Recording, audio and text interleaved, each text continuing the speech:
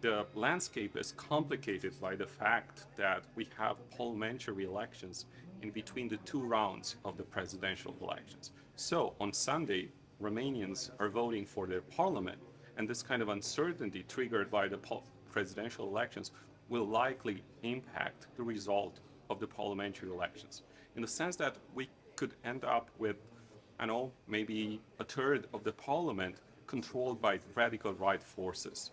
This will make it very hard in terms of forming a stable and pro-democratic government for the next 4 years. So although a lot of people are focusing on the result and outcome of the presidential elections, what's really at stake is who will govern the country, how stable the coalition, the ruling coalition will be, and whether the radical right forces will block the Euro-Atlantic path of Romania.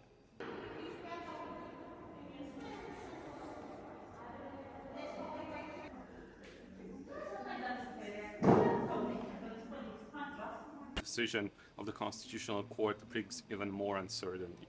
But we can think about a scenario in which, those who voted in, last Sunday's election believe that their vote doesn't matter, that there are certain establishment forces that try to impose a certain presidential candidate to win the elections.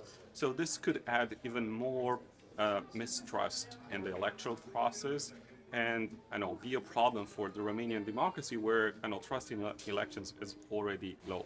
So we can think about a scenario in which the parties supporting the two candidates who qualified for the runoff could benefit from this scenario, at least in terms of the parliamentary elections on Sunday. No. We'll know the recount after the vote on the parliamentary elections. So it's not clear if we'll have a second round between the two candidates who qualified for the runoff.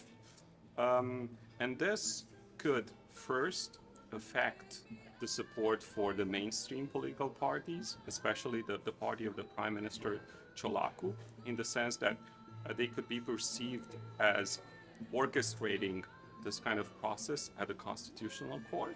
And it could also help the radical right parties who just rail against the system and talk about the fact that the system doesn't want them to be in power.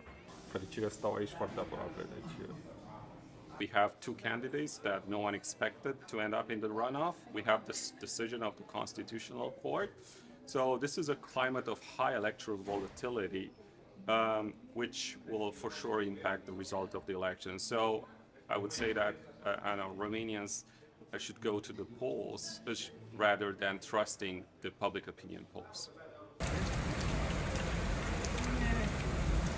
Okay.